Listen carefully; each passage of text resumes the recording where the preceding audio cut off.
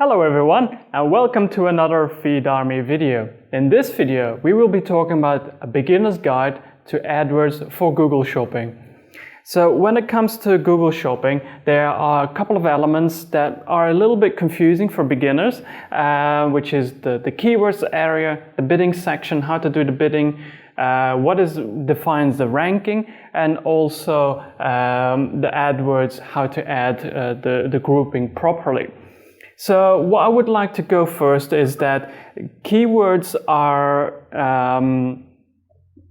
added by the title and the description. So it's not like the normal text ads where you define the keywords for the search terms, but here Google extracts this data directly from your title and description, which is inside your data feed that you've submitted to Google Merchant. So the only way to control your keywords is actually by adding negative keywords. So you can go to the dimensions tab of your campaign or your ad group and then view by search terms, and there you can see all the search terms that have been triggered for your products.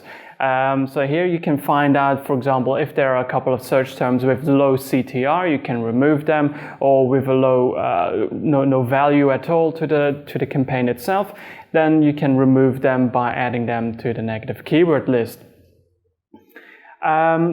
When we want to talk about bidding, a lot of beginner merchants have an idea that a low bid or low budget will suffice for your account. However, if, for example, what I want to focus on, a good rule of thumb is if you spend $10 a day and you have 100 products and they all rank equally, then roughly your CPC will be 10 cents.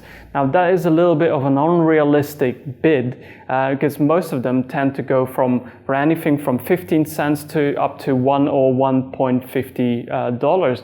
So it's quite a wide variety of bidding setups that you can do.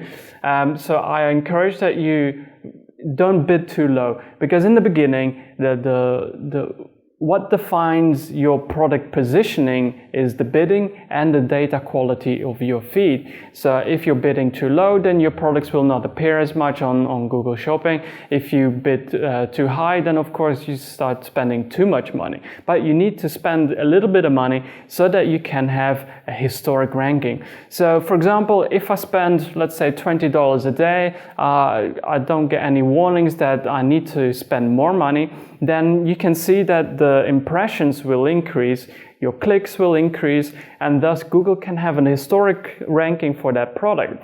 So if you have a lot of clicks, then Google will say, oh wow, cool, this product is sufficient for my results, so I will rank him higher, so give him a better position.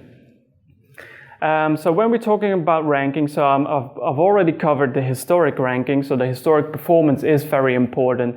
So if you start bidding too low and you don't get as much impressions anymore, then obviously your historic ranking will decrease, which means that the position for future positioning in the search results will not be as good.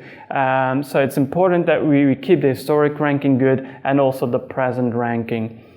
Now with AdWords, I want to cover that subdivisions is very important. If you, let's say you have 1,000 products and you add them all into just one ad group or one campaign, the problem is filtering out what are good performing products and what are not good performing products, and also identifying which search terms are relevant and which are not. If you have 1,000 products, for example, in one ad group, then the search terms can be anywhere between 5,000 search terms, which is a little bit hard to identify which ones are important, which ones are not. Also because the bidding is pretty much all to one, so let's say you bid only 50 cents for the whole group, then you don't really know which ones are performing well, which ones are not performing well, which also correlates to the search term results. So for example, let's say we bid too low, then the search term in the dimension will have not an accurate result, because you cannot see if if for example, you've spent 50 cents versus 20 cents, then the impressions will be much higher and the CTR might be better. But it's also the reverse. So for example, if you lower your bid to, let's say, 25 or 20 cents, then maybe your CTR will increase. So it's very hard to control that if you have a very big group of products.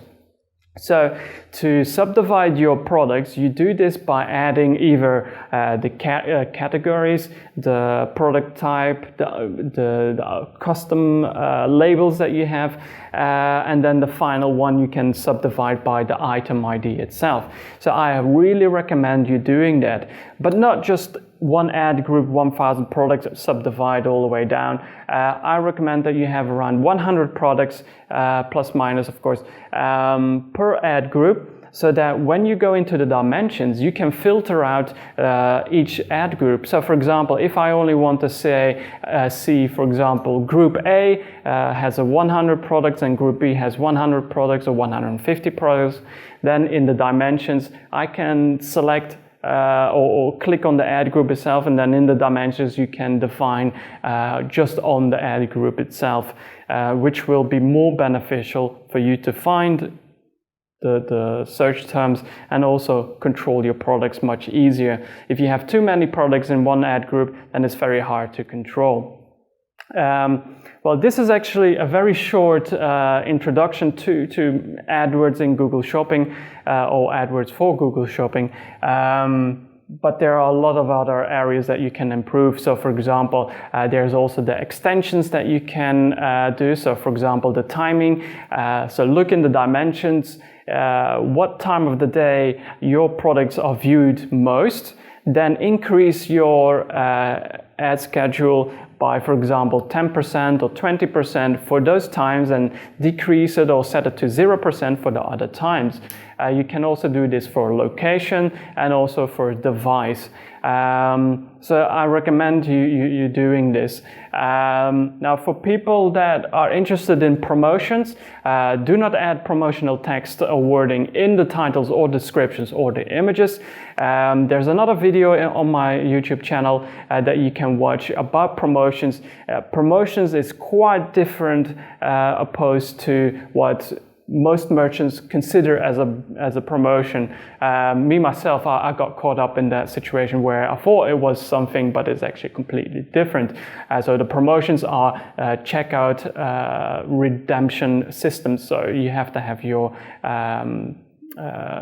code or the redemption in the checkout and not on the normal website. So that's pretty much promotions, but there's a more explanation on the video itself. So that's pretty much it for the beginner's guide. I hope this has been very helpful for you. If you have any questions, please leave a comment below. I'm more than happy to answer every single question, and hopefully I'll see you next time. See you later.